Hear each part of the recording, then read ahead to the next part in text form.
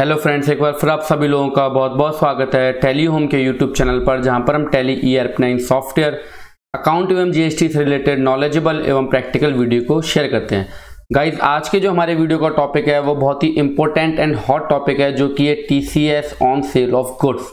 इसको लेके आज हमारा वीडियो है, जिसमें हम आपके बिल्कुल A to Z concept clear कर देंगे। आपको बिल्कुल इसके बारे में ना पता हो TCS के बारे में, और आप इस वीडियो को देखने के बाद सब कुछ समझ जाओगे, सारी कहानी समझ जाओगे, क्या कंफ्यूजन है, किस पे एप्लीकेबल होगा, किस पे एप्लीकेबल नहीं होगा, किस तरीके से इसकी पूरी अकाउंटिंग वगैरह सारा कुछ आप ये वीडियो में समझने वाले हो। सो यहाँ पर जैसे कि हमें नाम देखने पे पता लग रहा है कि TCS on sale of goods, तो यहाँ पर आपका पहला चीज क्लियर हो जाना चाहिए कि ये सेल ऑफ गुड्स के ऊपर है, नॉट सेल ऑफ सर्विस। ये किसके ऊपर है? सेल ऑफ गुड्स के ऊपर है। और ये क्या है? TCS है, जिसकी फुल फॉर्म है टैक्स कलेक्टेड एट सोर्स। एक होता है TDS, ये क्या है? TCS। तो मैं पहले आपका बेस क्लियर कर देता हूं, क्योंकि वीडियो को हमने फटाफट से शुरुआत ही कर लेनी है और कर ही चुके हैं वीडियो की शुरुआत। कोई फालतू की बात नहीं, बिल्कुल बेस टू कॉन्सेप्ट आपका क्लियर करना है बिल्कुल अच्छे से, और आपको वीडियो देखने के बाद कोई कंफ्यूजन नहीं रहने वाला। सो TCS on sale of goods, ये किसके ऊपर लगेगा? सेल ऑफ गुड्स के ऊपर लगेगा। है क्या ये? TCS है, TDS नहीं है। अच्छा, तो TDS और TCS में अंतर क्या होता है? TDS क्या होता है? TDS सर्विस के ऊपर लगता है। कौन काटता है? बायर ऑफ सर्विसेज काटता है। जिसको सर्विस मिल रही है वो TDS डिडक्ट करके पार्टी को पेमेंट करता है, इसलिए उसको क्या कहते हैं? Tax deducted at source. Tax deducted at source. तो यहाँ पर TDS सर्विस को जो प्राप्त करता है वो काटता है। अच्छा, यहाँ पर क्या है? सर्विस का तो चैप्टर ही नहीं है, यहाँ पे क्या है? सेल ऑफ गुड्स है, जो माल को बेचने के ऊपर है। तो जब भी हम माल को बेचेंगे, उसके अगेंस्ट में जो हमारे पास पैसा आएगा, तो वो हम उसके ऊपर जो TDS काटेंगे उसको कहेंगे टैक्स कलेक्टेड एट सोर्स। तो ये TCS है, TDS नहीं है। ठीक है। एक होता है GST, TDS एंड TCS। इसके ऊपर ऑलरेडी वीडियोस पोस्ट की जा चुकी हैं।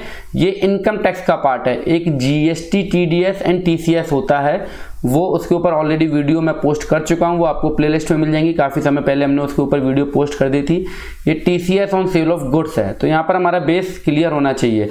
तो वीडियो में जो हम सीखने वाले हैं वो सीखने वाले TDS क्या है और किस पर लागू होगा, and A to Z concept clearance video होगी। आपके सारे कॉन्सेप्ट क्लियर होंगे और discussion about all type of practical issues. जितने प्रैक्टिकल प्रॉब्लम्स है उसको लेके हम वीडियो पे डिस्कस करेंगे। सो वीडियो में कवर किए जाने वाले टॉपिक क्या है? सबसे पहले हम समझेंगे कि TCS क्या होता है, देन हम समझेंगे TCS किसको कलेक्ट करना पड़ेगा, देन TCS कब कलेक्ट करना पड़ेगा, TCS कब एप्लीकेबल नहीं होगा, TCS के रेट क्या है, और कुछ महत्वपूर्ण प्रैक्टिकल सवालों के जवाब आपको मिलने वाले हैं वीडियो के अंदर। तो वीडियो को पूरा देखिए। वीडियो को पूरा देखने के बाद आपको TCS के लेकर कोई भी कंफ्यूजन नहीं रह जाएगा। सेकंड थिंग, आज की वीडियो के अंदर हम खाली डिस्कस करेंगे TCS on sale of goods topic के ऊपर, और बहुत ही जल्दी आपको संडे तक नेक्स्ट वीडियो मिलेगा जिसके बारे में हम क्लियरली पूरा डीपली डिस्कस करेंगे कि हम इसकी अकाउंटिंग कैसे करें टैली सॉफ्टवेयर के अंदर, बिल्कुल बेस से लेकर और एक्सपर्ट तक सीखेंगे। आज की वीडियो में हम खाली आपके कॉन्सेप्ट क्लियर करेंगे, नेक्स्ट वीडियो में इसकी अकाउंटिंग ट्रीटमेंट बताएंगे। तो TCS क्या होता है? Section 206 of the income tax act provide for the collection of TCS at source. कौन सा सेक्शन में बताता है? 206C, जो कि ऑलरेडी पहले से ही एग्जिस्ट है, पहले से ही TCS जो है वो एप्लीकेबल हो रहा है। पर ये किसके ऊपर एप्लीकेबल हो रहा है? हमें TCS के बारे में कौन बताता है? Section 206C of the income tax act provide for the collection of tax at source. ठीक है, हमें 206C इनकम टैक्स का एक्ट बताता है TCS के बारे में। ऑलरेडी पहले से एग्जिस्ट है, रूल पहले से एप्लीकेबल है। ठीक है। TCS is collect on specified goods like alcoholic liquor for human consumption, tendu leaves, scrap etcetera. 206C पहले से एप्लीकेबल है, और वो किसके ऊपर एप्लीकेबल था? एल्कोहल मतलब दारू, तेंदू लीव्स और स्क्रैप, इनके ऊपर पहले से ही TCS ऑलरेडी इन गुड्स को सील करने पे ऑलरेडी पहले से ही TCS एप्लीकेबल होता था। पर फाइनेंस एक्ट 2020 में गवर्नमेंट ने in order to widen and deepen the tax, और ज्यादा इसको ब्रॉड करने के लिए और गहराई में जाने के लिए, 2 न्यू सबसेक्शन जिसको 1H कहा जाएगा। तो अब हमारा सेक्शन क्या बन गया? 206C1H is inserted with effect from 1 October. 1 अक्टूबर से इसमें एक प्रोविजन और घुसेड़ दिया, सबसेक्शन और डाल दिया गया, 1H जिसको बोला गया है। वो किसके लिए? Sale of goods. कौन कौन से प्रोविजन 1 अक्टूबर से लागू हो रहे हैं उसके बारे में डिस्कस कर लेते हैं। सेक्शन 206C1GA, जो कि foreign remittance through liberalised remittance schemes education loan taken under 1880E and remitted out of India, ये फॉरेन ट्रांजैक्शंस के लिए, इसके ऊपर हम डिस्कस आज की वीडियो में नहीं करेंगे। ये 3 नए जो हैं प्रोविजन और आए गए हैं। Section 206C 1G clause B, sale of overseas tour package, इसके ऊपर भी हम डिस्कस नहीं करेंगे। हमारा जो टॉपिक है वो है section 206C 1H, sale of any goods except goods on which TCS is applicable as per section 206C 1 alcohol वाला, 206C 1F और 206C जो कि ऊपर आपको दिए हैं फॉरेन रेमिटेंस और sale of overseas store package. तो हम जो डिस्कस करने वाले हैं वो सेल ऑफ गुड्स के ऊपर, TCS on sale of goods, जो कि सेक्शन क्या है, सेक्शन 206C 1H, इसके ऊपर हम डिस्कस करेंगे, जो कि 1 अक्टूबर से लागू हो रहा है और सभी तरीके की गुड्स के सेल के ऊपर एप्लीकेबल होगा। अब इसके आगे की कहानी को हम समझते हैं। सो पॉइंट नंबर 1, और भी एक चीज आपको और बताना चाहता हूं, जो पावर पॉइंट में हम डिस्कस कर रहे हैं ये सारे पॉइंट, ये आपको फ्री में हमारे टेलीग्राम चैनल के ऊपर मिल जाएंगे। आप टेलीग्राम ऐप को डाउनलोड करो, वहां पर जाके टेली ह्यूमन इंस्टीट्यूट चैनल को सर्च करो, वहां पर आपको पूरा का पूरा PDF वीडियो पोस्ट होने के बाद आपको वहां फ्री ऑफ कॉस्ट मिल जाएगा एज इट इज। TCS किसको कलेक्ट करना पड़ेगा? अब क्वेश्चन उठता है TCS किसको कलेक्ट करना पड़ेगा। पहले हमने समझा TCS क्या है, tax collected at source on sale of goods, on sale of goods applicable होगा, 1 अक्टूबर से लागू होगा, पर किसके ऊपर एप्लीकेबल होगा, किसको कलेक्ट करना पड़ेगा, TCS। तो यहां पर गवर्नमेंट कहती है अंडर सेक्शन 206C 1H, जो कि सेल ऑफ गुड्स के ऊपर है, बाकी सेक्शन के ऊपर हम डिस्कस नहीं कर रहे। Under section 206C 1H seller is liable to collect at source from buyer. कौन लायबल है? कौन लायबल है? सेलर, विक्रेता लायबल है। किससे कलेक्ट करेगा? बायर से कलेक्ट करेगा। सेलर कलेक्ट करेगा, किससे कलेक्ट करेगा? बायर से। पर कैटेगरी क्या है, कैटेगरी के ऊपर डिस्कस कर लेते हैं। सेलर वर्ड का मतलब क्या है? Seller for this purpose means whose turnover exceeds ₹10 crore during the financial year immediately preceding the financial year in which the sale of goods is carried out. मतलब जिसका पिछले फाइनेंशियल ईयर में 10 करोड़ रुपए का टर्नओवर है। तो सीधा सा यहाँ पे चैप्टर अपना बेस क्लियर करो, जिसका 10 करोड़ से नीचे का टर्नओवर है उसको इस चैप्टर से मतलब ही नहीं है। जिसका पिछले फाइनेंशियल ईयर में टर्नओवर 10 करोड़ रुपए से नीचे है उसको इसके बारे में सोचने की जरूरत नहीं है। टर्नओवर में क्या काउंट होता है? Sale of goods and sale of service दोनों काउंट होंगी। टर्नओवर में क्या काउंट होगा? Sale of goods and sale of service दोनों ही काउंट होगी, और एक्सपोर्ट सेल है जो वो काउंट नहीं होगी। टर्नओवर में क्या काउंट होगा? Sale of goods and sale of service. तो अगर आपका टर्नओवर 10 करोड़ रुपए से ज्यादा है पिछले फाइनेंशियल ईयर में, मतलब 19-20 फाइनेंशियल ईयर 19-20, ये करंट फाइनेंशियल ईयर 2021, अगर आपका पिछले फाइनेंशियल ईयर में 19-20 में टर्नओवर 10 करोड़ रुपए से ज्यादा है तो आप लायबल होते हो TCS के लिए। पहली कंडीशन ये है। दूसरी कंडीशन क्या है कि आपको डिडक्ट कब करना है? पहली क्या है, किसको कलेक्ट करना है? जिसका टर्नओवर 10 करोड़ रुपए से ज्यादा है पिछले फाइनेंशियल ईयर में। अच्छा, सेलर कौन? TCS कलेक्ट कौन करेगा? सेलर। किससे कलेक्ट करेगा? बायर। बायर का मतलब क्या है? यहाँ पर buyer means a person who purchase any goods, जो कि माल को खरीदेगा वो कौन है? बायर है। तो TCS किसको कलेक्ट करना है? सेलर को कलेक्ट करना है। किससे कलेक्ट करना है? बायर से कलेक्ट करना है। कौन सा सेलर कलेक्ट करेगा? जिसका टर्नओवर पिछले फाइनेंशियल ईयर में 10 करोड़ रुपए से ज्यादा है। पॉइंट नंबर नेक्स्ट, TCS कब कलेक्ट करना पड़ेगा? सर ये तो समझ में आ गया, मेरा टर्नओवर 10 करोड़ रुपए से ज्यादा है तो मैं क्या सबके जो है TCS कलेक्ट करना चालू कर दूं? सबके मैं TCS जो है कलेक्ट करना चालू कर दूं? सारे बायर्स पे TCS डिडक्ट करना चालू कर दूं? नहीं। TCS कब कलेक्ट करना होगा? सुनिए, सेलर रिसीव एनी अमाउंट, यहाँ पे वर्ड यूज करा गया है रिसीव। क्या वर्ड यूज करा गया है? रिसीव। जब सेलर रिसीव करेगा अमाउंट को, ना कि सेल के इनवॉइस को इशू करेगा। Seller receives any amount as consideration for sale of any goods. व्यक्ति ने माल बेचा, विक्रेता ने, उसके अगेंस्ट में उसके पास जो पैसा आया, पैसा आने पे TCS हमें करना होगा डिडक्ट। किसका? बायर का। Of the value exceeding ₹50 lakh from any single buyer. मान लो मैं बेचने वाला हूं, मैं 2 व्यक्ति को माल बेचता हूं, A एंड B, मेरा टर्नओवर 10 करोड़ रुपए से ज्यादा है। A और B को माल बेचता हूं, मैंने A को माल बेचा 40 लाख रुपए का, B को माल बेचा 60 लाख रुपए का, तो मैं A पे TCS कलेक्ट नहीं करूंगा। किस पे कलेक्ट करूंगा? B पे TCS कलेक्ट करूंगा। क्यों? क्योंकि B को जो है उसने मुझसे 60 लाख रुपए का माल खरीदा है, जो कि 50 लाख थ्रेशोल्ड लिमिट से ज्यादा है। तो इस तरीके से अगर मैं बायर हूं और मैं 10 सप्लायर से माल खरीदता हूं, 10 सप्लायर में 9 सप्लायर से मेरी जो खरीद है वो 40 लाख या 50 लाख से नीचे है, 40 लाख तक है या 49 लाख तक है, 50 लाख से नीचे है, तो क्या होगा? मेरा वो TCS मुझसे कलेक्ट नहीं करेंगे। पर एक सेलर जिससे मैंने 50 लाख से ज्यादा का माल खरीदा है, ज्यादा का पेमेंट किया। माल खरीदा वर्ड यूज नहीं करूंगा। माल खरीदा वर्ड और पेमेंट में अंतर क्या है? सर जब मैं पेमेंट करूंगा तब सामने वाला मुझसे टीसीएस को कलेक्ट करेगा, जब मैं माल खरीदूंगा तब वो कलेक्ट नहीं करेगा। और दूसरी बात क्या, इसमें जीएसटी एप्लीकेबल होगा। ठीक है, इसके ऊपर डिस्कस कर लो। मान लो एग्जांपल ले लो भाई, गुड्स की कीमत 49 लाख रुपए, ठीक है, जीएसटी इसके ऊपर है 1 लाख रुपए जीएसटी, तो टोटल अमाउंट बन रही है 50 लाख रुपए। तो आप इसको पेमेंट कितने का करोगे? 50 लाख का करोगे ना, 49 लाख का तो नहीं करोगे। पेमेंट हम किसका करते हैं? इनवॉइस वैल्यू का, ना कि टैक्सेबल वैल्यू का। पेमेंट अब किसका करते हैं? इनवॉइस वैल्यू का, ना कि टैक्सेबल वैल्यू का। तो अगर मेरी इनवॉइस की वैल्यू जब 50 लाख रुपए से ज्यादा हो जाएगी और मैं उसे 50 लाख से ज्यादा का पेमेंट करूंगा तो वो मुझसे टीसीएस को कलेक्ट करेगा। कलेक्ट कौन करेगा? सेलर। किससे करेगा? बायर से। एनी सिंगल सेलर जिससे 50 लाख से ज्यादा का amount during the financial year प्राप्त हो जाए, उस पर हमको टीसीएस कलेक्ट करना है। Point second, TCS has to be collected at the time of received of such amount. इसलिए इसको क्या बोलेंगे? Receipt basis. जब हम अमाउंट को रिसीव करेंगे, जब मैं इनवॉइस को इश्यू करूंगा तब मुझे टीसीएस कलेक्ट नहीं करना है। जब मैं अमाउंट को रिसीव करूंगा तब मुझे टीसीएस कलेक्ट करना है। किससे? बायर से कलेक्ट करना है। कौन कलेक्ट करेगा? सेलर कलेक्ट करेगा।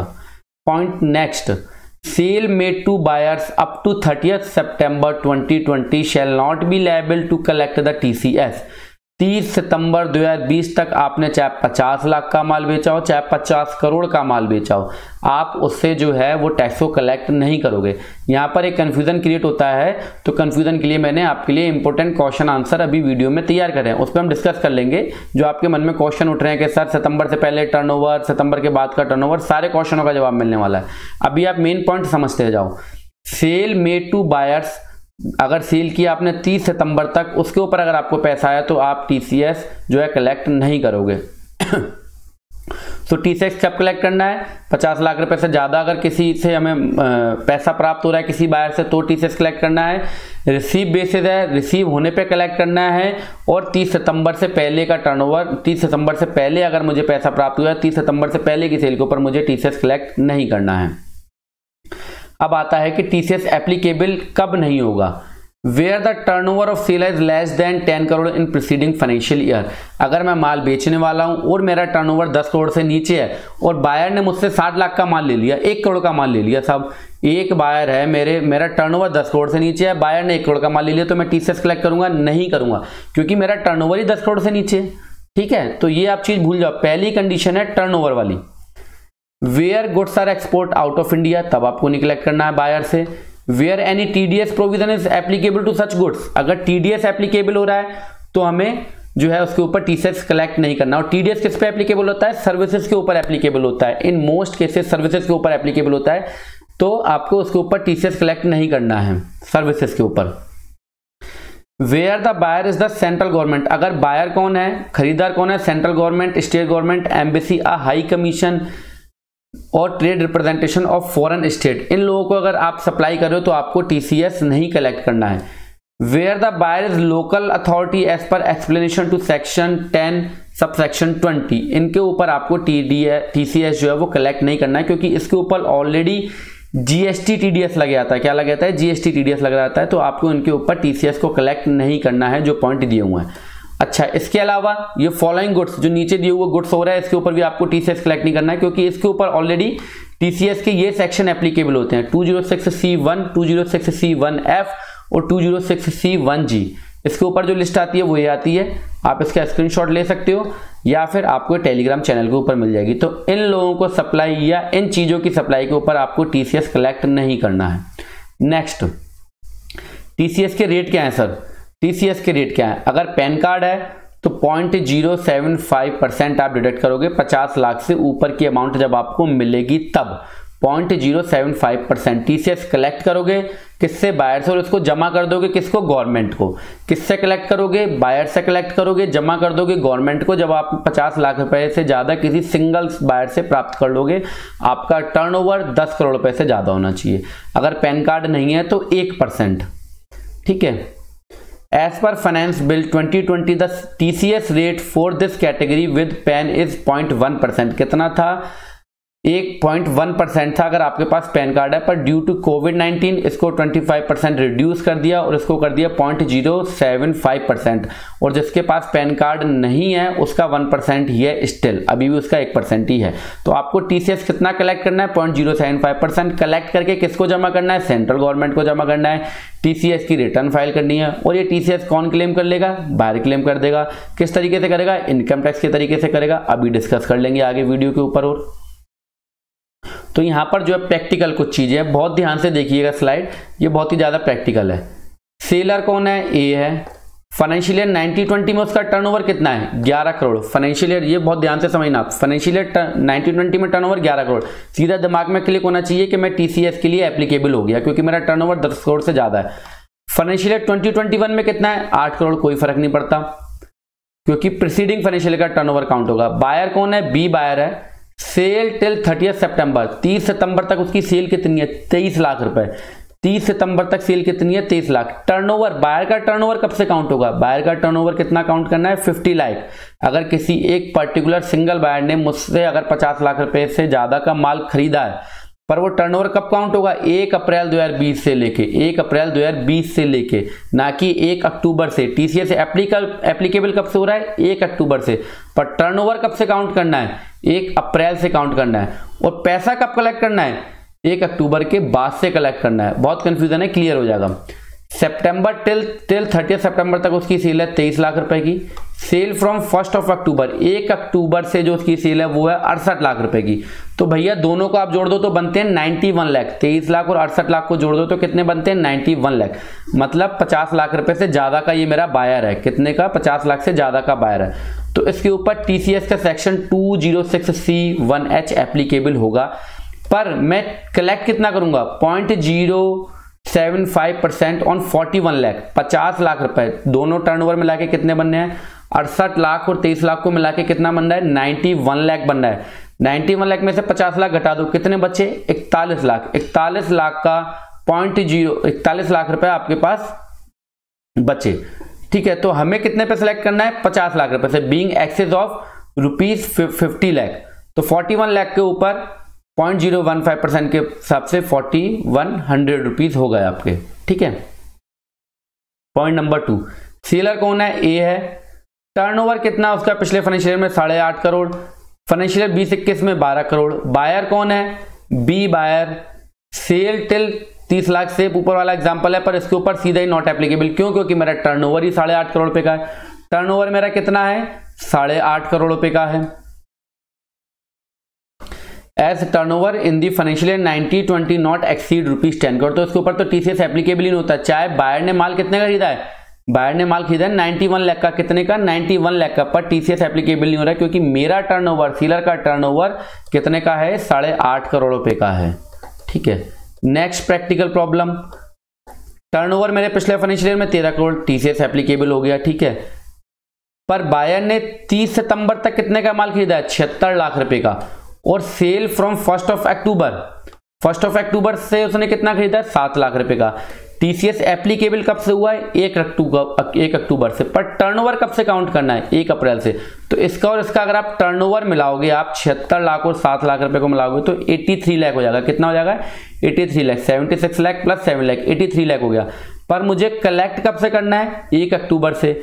50 लाख से ज्यादा का टर्नओवर गया, पर कलेक्ट किस अमाउंट पे करना है? 7 लाख के ऊपर। किस पे करना है? 7 लाख के ऊपर। तो 7 लाख का 1% 700 रुपए होता है। पर अभी हमें 0.075% करना है क्योंकि कोविड-19 के चलते हुए रिलैक्सेशन मिला हुआ है। On ₹7 lakh being turnover after 30 सितंबर, 30 सितंबर के बाद जो टर्नओवर है वो है 7 लाख। उसके ऊपर हम टीसीएस कलेक्ट करेंगे, ना कि पूरे 83 लाख के ऊपर, क्योंकि एप्लीकेबल कब से हुआ? 1 अक्टूबर से। पर टर्नओवर काउंट होगा 1 अप्रैल से और जो कलेक्ट किया जाएगा वो कलेक्ट किया जाएगा 1 अक्टूबर से। नेक्स्ट प्रैक्टिकल प्रॉब्लम, टर्नओवर पिछले फाइनेंशियल में, पिछले फाइनेंशियल का टर्नओवर जरूर ध्यान रखना है, 11 करोड़ रुपए है। सप्लाई किसको कर रहा हूं? सेंट्रल गवर्नमेंट को कर रहा हूं। सीधा सीधा नॉट एप्लीकेबल, क्योंकि सप्लाई किसको कर रहा हूं? सेंट्रल गवर्नमेंट को। Next problem, job worker, turnover 14 crore. TCS applicable होता है, पर जॉब वर्क के ऊपर ऑलरेडी हम क्या डिडक्ट करते हैं? टीडीएस डिडक्ट करते हैं। तो टीसीएस नॉट एप्लीकेबल, टर्नओवर कुछ भी हो, ध्यान देने की जरूरत नहीं है, since TDS is already deducted on this transaction. Next a auto dealer 20 crore turnover है, टीसीएस एप्लीकेबल होता है, पर रिमार्क क्या है, as on this transaction TCS shall be collected under section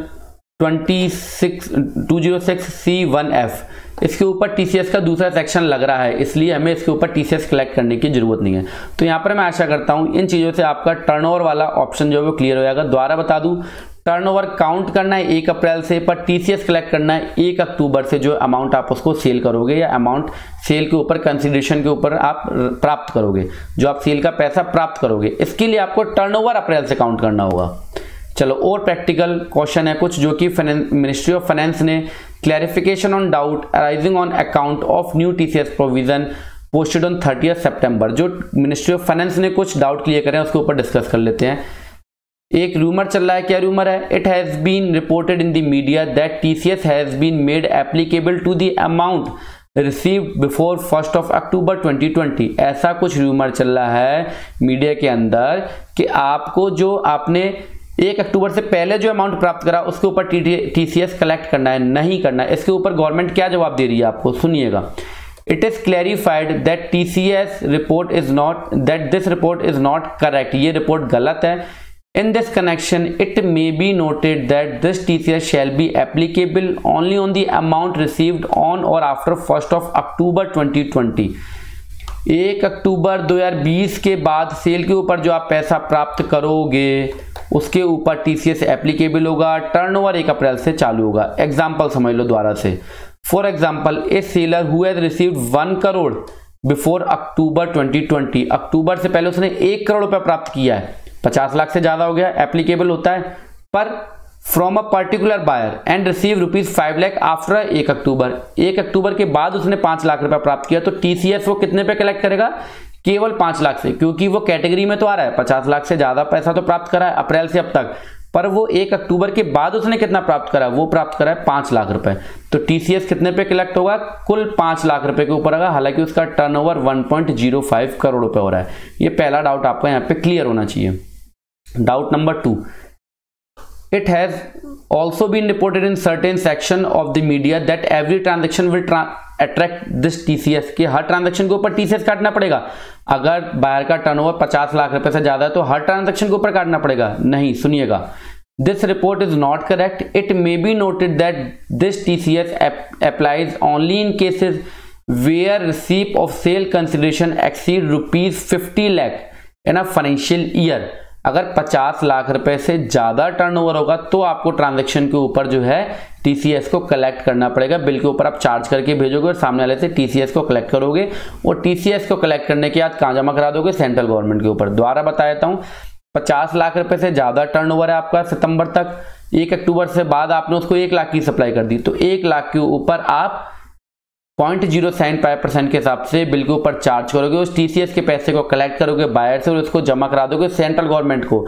एक डाउट क्लियर कर लो, सेलर की जेब से कुछ नहीं जा रहा, सेलर अपनी जेब से जमा नहीं करेगा, सेलर तो बिल के ऊपर चार्ज कर देगा बायर को, बायर आपको पैसा देगा, आपको पैसा लेके जमा करा देना। अच्छा, टीडीएस में क्या होता है, टीडीएस में आप क्या, सप्लायर जो आपको सर्विस सप्लाई कर रहा है उसका टीडीएस डिडक्ट कर लेते हो और उसको काट के पैसा देते हो और उसको जमा करा देते हो, तो उसमें बायर की जेब में से कुछ नहीं जाता। दोबारा बता देता हूं, अच्छा पॉइंट मिला। टीसीएस में सेलर की पॉकेट से कुछ नहीं जाता, ठीक है। एंड टीडीएस में बायर की पॉकेट से कुछ नहीं जाता, ठीक है। सेलर किससे ले रहा है, टीसीएस में बायर से कलेक्ट करके जमा कर देगा। टीडीएस में क्या होता है, बायर किससे कलेक्ट कर रहा है, सेलर के पैसे, तो उसको उठा के जमा कर देता है। हमारे लिए तो लायबिलिटी है बस, सेलर के लिए क्या है, लायबिलिटी है, बायर के लिए क्या है, एसेट है, वो क्लेम कर लेगा अपनी इनकम टैक्स रिटर्न के अंदर। तो नेक्स्ट वाला पॉइंट अब डिस्कस कर लेते हैं। It has been reported in certain section of the media that this TCS is an additional tax. तो भैया क्या बायर के ऊपर एक और खर्चा बढ़ गया, बायर का जो टीसीएस जो कलेक्ट कर रहा है सेलर से बिल अमाउंट के अलावा वो टीसीएस को कलेक्ट कर रहा है, तो क्या खर्चा है, नहीं है। क्यों नहीं है, सुन लो, this is obviously not correct, ये बिल्कुल सही नहीं है। In this regard it may be noted that TCS is not an additional tax but is in the nature of advance income tax ये क्या है, एक तरीके से आपका एडवांस इनकम टैक्स है। क्यों, आपने भैया जो आपकी लास्ट में जो इनकम कैलकुलेट होगी, टीसीएस का पैसा आपके 26AS में आएगा, वहां से आप उसको जो है अपनी लायबिलिटी को सेट ऑफ कर सकते हो। अगर आपने एक्सेस टीसीएस दे दिया तो आप रिफंड क्लेम कर सकते हो। आपके लिए अभी ये खर्चा नहीं है, एक तरीके से एडवांस टैक्स है, एक एडिशनल खर्चा नहीं है। खर्चा तो है, इनकम टैक्स समझ लिए क्या होता है, खर्चा होता है क्योंकि मेरे प्रॉफिट में से जा रहा है, पर एडिशनल खर्चा नहीं है क्योंकि मैं इसको बाद में सेट ऑफ कर सकता हूं अपनी इनकम टैक्स की लायबिलिटी के अगेंस्ट में। The buyer would get the credit against his actual income tax liability, and if the amount of TCS is more than his tax liability, the buyer would be entitled for refund of the excess amount along with interest। भैया ब्याज के साथ government पैसा वापस करेगी आपको। अगर आपकी लायबिलिटी कम है, टीसीएस ज़्यादा कलेक्ट कर लिया गया है और उसने जमा कर दिया आपके बिहाफ पे, तो आप रिफंड भी क्लेम कर सकते हो, आप मतलब buyer. Point next, it has also been reported in certain section of media that every seller will have to collect TCS। हर किसी को TCS कलेक्ट करना पड़ेगा, जो माल बेच रहा है हर किसी को TCS कलेक्ट करना पड़ेगा। नहीं भैया, this is also not correct, ये भी बिल्कुल गलत बात है। In this context it may be noted that in order to reduce the compliances burden को कम करने के लिए this TCS is made applicable to only those sellers whose business turnover exceed ₹10 crore. कितने? 10 करोड़ से ज्यादा। तो भैया सीधी सी बात है, जिसका 10 करोड़ से ज्यादा का टर्नओवर है उसके ऊपर टीसीएस जो है वो एप्लीकेबल होगा। टीसीएस कलेक्ट किससे करा जाएगा? बायर से कलेक्ट करा जाएगा। कब करा जाएगा? जब एक सिंगल बायर आपको 50 लाख रुपए से ज्यादा सेल का पैसा देता है। कब से कलेक्ट किया जाएगा? 1 अक्टूबर से कलेक्ट किया जाएगा। अगर टर्नओवर कब से काउंट किया जाएगा? 1 अप्रैल से काउंट किया जाएगा। ठीक है भैया, कहानी